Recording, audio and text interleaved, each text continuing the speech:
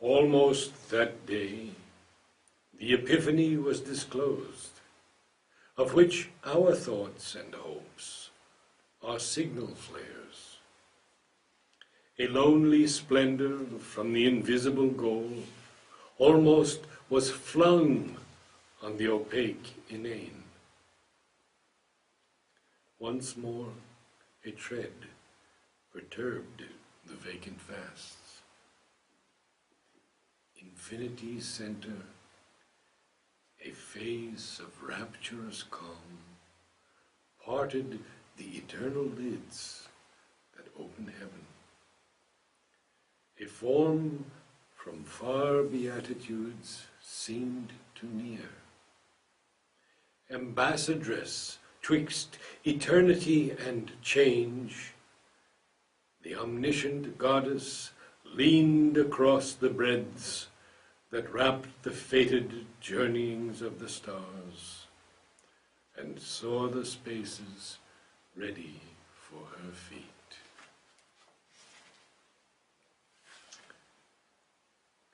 It is the coming down of the Mother. A lonely splendor from the invisible goal almost was flung on the opaque inane. It is Savitri coming down. There is nothing to say, nothing comes. It is all complete as it is. There is nothing to explain and nothing to add. Once she half looked behind for her veiled son, then, thoughtful, went to her immortal work. Earth felt the imperishable's passage close.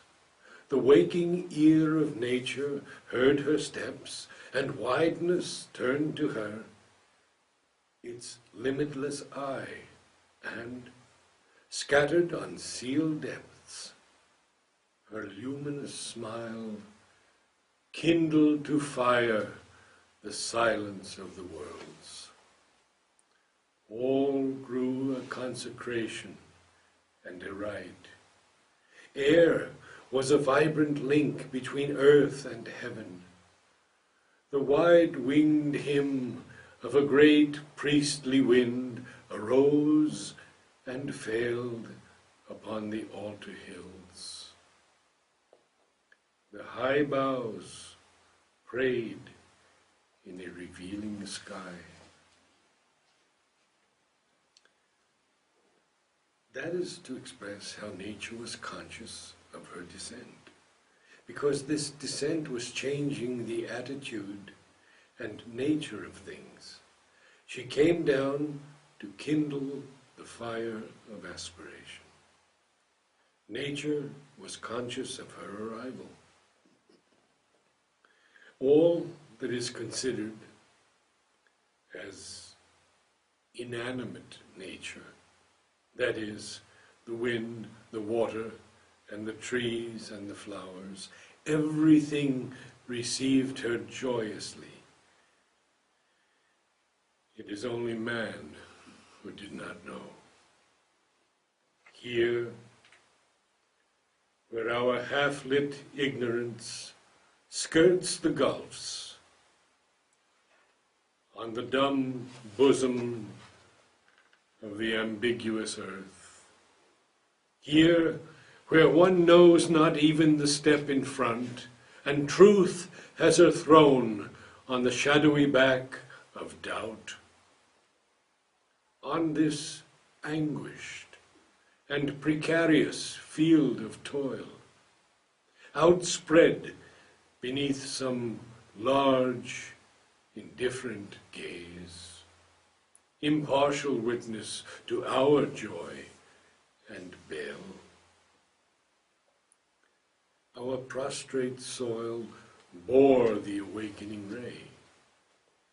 Here too, the vision and prophetic gleam lit into miracles common, meaningless shapes.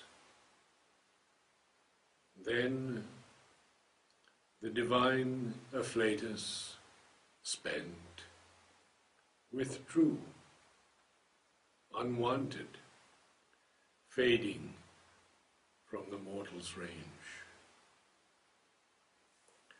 Sri Aurobindo seems to say that a ray of knowledge, of light, of truth came down upon earth and was so badly received, transformed into such a commonplace thing, that it simply withdrew. This ray from above changed into a prophetic gleam, changed into miracles, even the most common, meaningless shapes.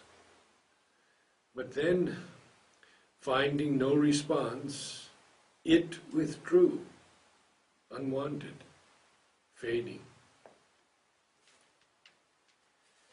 Many times it happened before it could come and stay.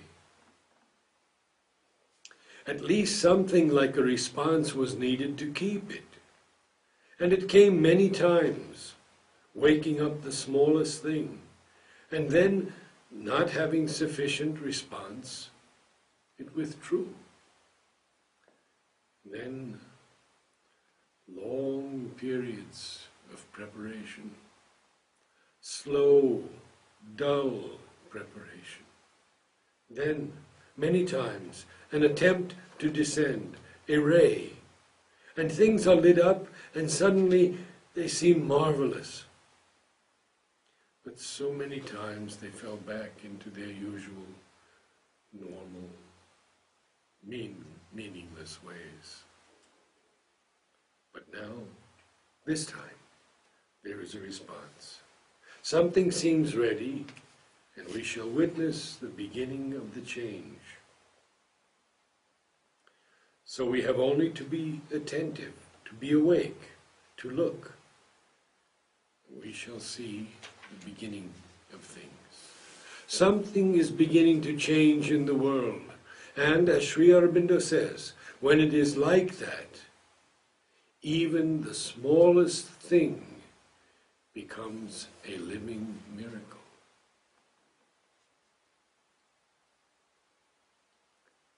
A sacred yearning lingered in its trace. The worship of a presence and a power too perfect to be held by death-bound hearts. The prescience of a marvelous birth to come. Only a little the God-light can stay.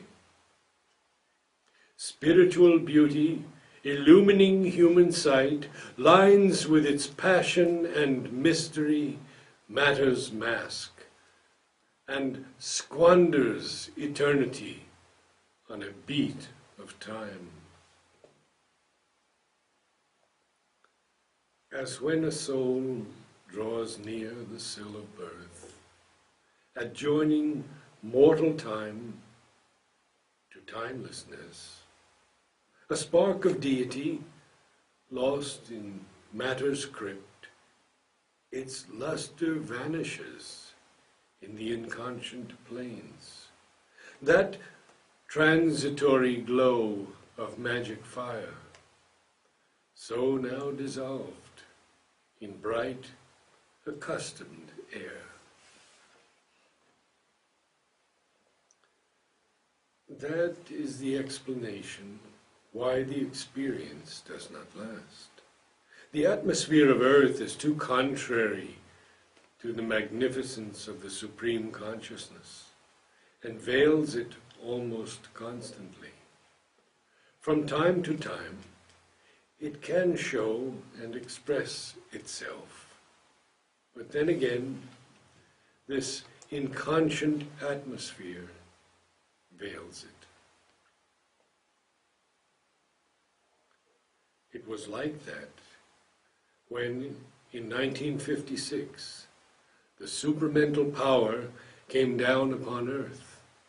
It was coming down in torrents of light, wonderful light, and force and power, and from the earth big waves of deep blue inconscience came and swallowed it up. All the force that was coming down was swallowed up. And it is again from inside the inconscient that it had to work itself through. That is why things take so much time here. It is too much unconsciousness in the response that veils what Earth has absorbed. Otherwise, it is long since the light has poured down, and things ought to have changed. The message ceased, and waned the messenger. The single call, the uncompanioned power, drew back into some far-off secret world. The hue and marvel of the supernal beam, she looked no more on our mortality. The excess of beauty, natural to Godkind, could not uphold its claim on time-born eyes. Too mystic real for space tenancy, her body of glory was expunged from heaven. The rarity and wonder lived no more. There was the common light of earthly day. Affranchised from the respite of fatigue, once more the rumor of the speed of life pursued the cycles of her blinded quest. All sprang to their unvarying daily acts. The 1,000 peoples of the soil and tree obeyed the unforeseeing instant's urge, and leader here, with his uncertain mind, alone who stares at the future's covered face, man lifted up the burden of his fate. He is saying that the earth, the world, is not yet ready to manifest the divine in its purity. And spontaneously, naturally, the divine gets veiled, hidden by the ordinary form.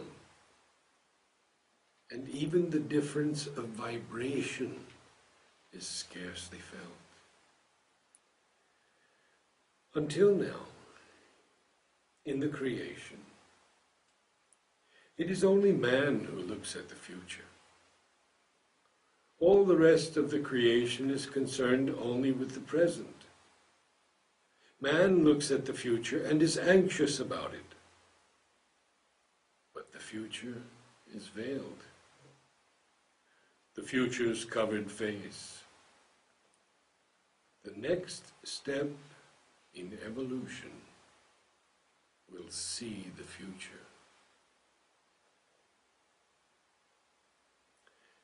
And Savitri too awoke among these tribes that hastened to join the brilliant summoner's chant, and lured by the beauty of the apparent ways, acclaimed their portion of ephemeral joy, akin to the eternity whence she came. No part she took in this small happiness. A mighty stranger in the human field, the embodied guest within, made no response.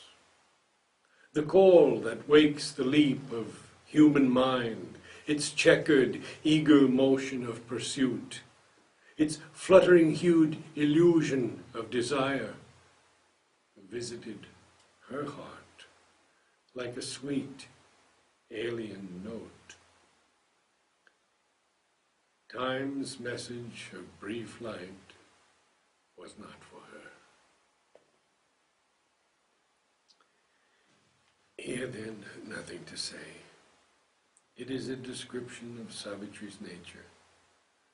She came from above and did not share in the smallness of humanity. That is all. In her, there was the anguish of the gods, imprisoned in our transient human mold. The deathless, conquered by the death of things. A vaster nature's joy had once been hers, but long could keep not its gold heavenly hue, or stand upon this brittle earthly base. A narrow movement on time's deep abysm. Life's fragile littleness denied the power, the proud and conscious wideness, and the bliss she had brought with her into the human form, the calm delight that weds one soul to all, the key to the flaming doors of ecstasy. Earth's grain that needs the sap of pleasure and tears rejected the undying rapture's boon, offered to the daughter of infinity her passion flower of love and doom she gave. She came to transform the world and make it fit to receive the higher light and power. But in order to transform this world, one must come upon earth, accept it, and then accept at the same time its insincerity, its weakness, its incapacity to live this higher consciousness. That gives me the impression, a strong impression, of what has been for ages and centuries. But it is not the final destiny of the earth. Life is expected to transform itself in order to be able to express the divine things, the divine consciousness. And that is why she has come upon earth to prepare it.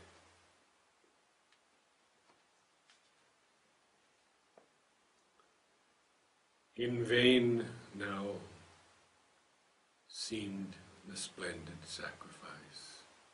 A prodigal of her rich divinity, herself and all she was, she had lent to men, hoping her greater being to implant, that heaven might native grow on mortal soil. Hard is it to persuade earth nature's change. Mortality bears ill the Eternal's touch. It fears the pure, divine intolerance of that assault of ether and of fire. It murmurs at its sorrowless happiness, almost with hate repels the light it brings. It trembles at its naked power of truth and the might and sweetness of its absolute voice. This is the exact description of the condition of the earth in general. Only little by little, the number of people who are accepting this truth increases. That is why the divine knows that with patience, repeating the effort, one day it will bring its result. In fact, it is by many repeated attempts and apparent failures that the work is done. And it is the symbolic representation of this effort that is given in Savitri. It is a symbolic work, not the telling of a story of something that happened. It is the illustration in a condensed and imaged form of this effort of the divine to divinize the material creation. Actions that in appearance may seem failures are steps, and definite steps towards realization. This is one of the things that have been expressed and represented in Savitri. Inflicting on the heights the abysm's law, it sullies with its mire heaven's messengers. Its thorns of fallen nature are the defense it turns against the Savior hands of grace. It meets the sons of God with death and pain. A glory of lightnings traversing the earth scene, their sun thoughts fading, darkened by ignorant minds, their work betrayed, their good to evil turned, the cross their payment for the crown they gave. Only they leave behind a splendid name. That is the history of human life upon earth. Each time that help has been sent to hasten the evolution, it has been received in that way. But each time the effort and the help are bigger, higher, truer, and each time a little work, some result is achieved. And step by step, the world grows towards its realization. The whole story has been shown under a symbolic form, in a symbolic story, and it is that Sri Aurobindo gives in Savitri. A fire has come and touched men's hearts and gone. A few have caught flame and risen to greater life.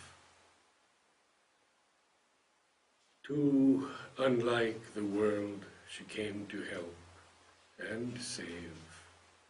Her greatness weighed upon its ignorant breast, and from its dim chasms welled a dire return, a portion of its sorrow, struggle, fall. To live with grief, to confront death on her road, the mortal's lot became the immortal share. Thus, trapped in the gin of earthly destinies, awaiting her ordeal's hour, abode, outcast from her inborn felicity, accepting life's obscure terrestrial robe, hiding herself even from those she loved, a Godhead greater by a human faith.